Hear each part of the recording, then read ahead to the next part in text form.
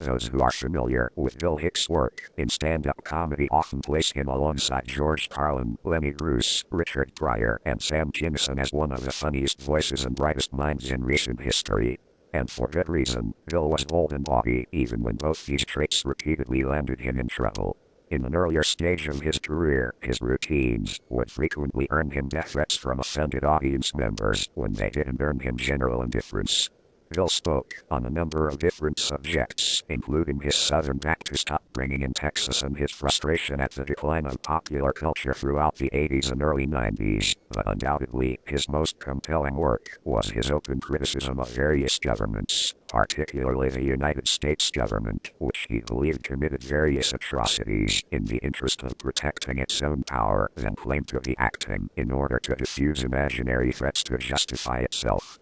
In support of this idea, he frequently cited the assassination of John Kennedy, the Gulf War, and later in his career, the massacre of the French Davidians by the Bureau of Alcohol, Tobacco and Firearms as examples of such atrocities.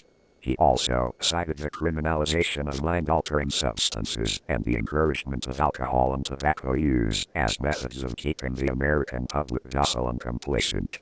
What made Bill's material so much more compelling, though, was his ability to create detailed and explicit scenes around each of his points. Bill would often start off by outlining scenes that were already humorously graphic to begin with, then continue to build upon these scenes until he had more receptive audiences rolling in the aisles. With loving precision and sharp, stinging language, he once referred to former Congressman Jesse Helms as a child murderer and conservative talk show host Rush Limbaugh as a sexual deviant. He would also end a number of his shows by pretending to be assassinated himself. By the end of his career, Bill was beginning to make quite the name for himself. He had already attracted a large following in England, gotten green lighted for a talk show, and made a number of appearances on the David Letterman Show. Though his last performance on the show had been pulled, it in itself drew much attention in the form of a large-scale debate on censorship. Unfortunately, though, his promising career came to an abrupt end in 1994 when he died of pancreatic cancer. In spite of his failing health, Bill continued to perform in smaller venues with infrequent recordings. His last recorded show was believed by many to be his final performance, but in truth, he did one more after that. It is less known because the show ended abruptly, apparently after Bill had an encounter with his manager and fiancée, Colleen Magar, who was reported to have destroyed the footage of the show. Recently, I came into the possession of one of the last surviving tapes of the show. The tape was sent to me by one of Bill's longtime friends, Kevin Booth, who was recently recognized for his documentary on the American War on Drugs. I once wrote to Kevin for a paper I wrote on Bill's life and material, and we've been in frequent contact ever since. So when I received the package from him in the mail, I was quite taken by surprise. Inside the package was a VHS tape and a letter from Kevin, first and foremost asking me to keep the tape to myself, lest I be found out as well. As it turns out, Kevin had kept the tape of the mystery performance to himself for a few decades, as any copies he attempted to release to the public were quickly destroyed, mostly in freak accidents, though a few were destroyed by people who, strangely enough, all fit the same description: quiet, disturbed loners who spent the better part of the decade seething in their own mental illnesses before going on small-scale rampages that merely culminated in mild property damage. Without a second thought, I plopped down by the nearest VHS player, carelessly discarding the Raiders of the Lost Ark tape inside before popping the unlabeled tape in. As with a prior recording, the quality left something to be desired. The tape was shot on video, and consequently, the picture quality was grainy and crackly, and the sound was so muted that I had to turn the volume all the way up to make out what was being said. Nonetheless, it was still quite exciting to see Bill Hicks' true final performance. The performance itself began fairly slowly. Bill's failing health was quite evident, as he spent the majority of his time steadying himself on a nearby stool, his voice hoarse and quiet. On top of these, most of his jokes were recycled from previous shows: Debbie Gibson vs. Jimi Hendrix, Play From Your Fucking Heart, and The Evils of Marketing, to name a few. But then he got into the benefits of marijuana and psilocybin mushrooms over alcohol and tobacco.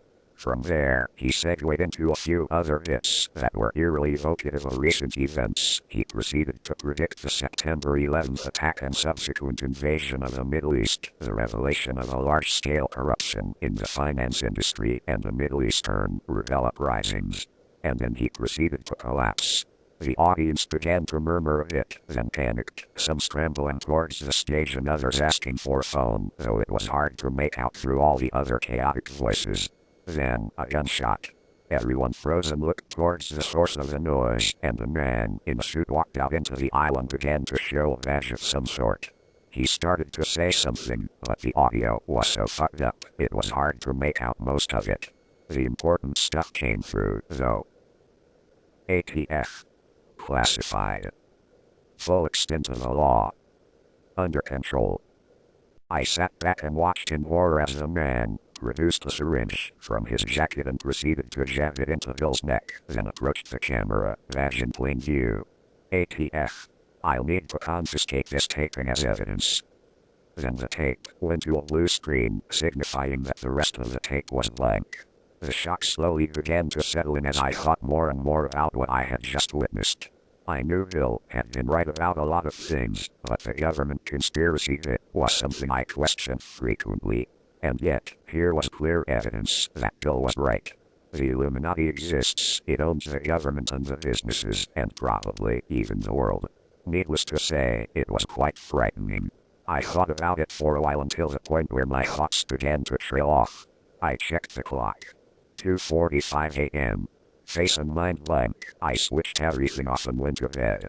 I figured I'd get a chance to rewatch the tape in the morning, and figured doing so would help me digest everything I had just seen. I was wrong. The first thing I saw as I woke up was the tape, or at least what was left of it. The tape's casing had been broken into tiny pieces, then set aflame along with the rest of the tape. The film inside had been reduced to thin, curvy charcoal, and the casing had been fused together into a lumpy, horribly disfigured mess of plastic. Whoever had gone to all this trouble had also slipped everything onto my pillow, like the severed head of my prize horse. In my subsequent swearing fit, I almost failed to notice the note that had been left on my dresser. Slowly grabbing it with a trembling hand, I began to look it over. It was a small piece of stationery embossed with the ATF seal, with 3 words scrawled onto it in large print. Lock your windows.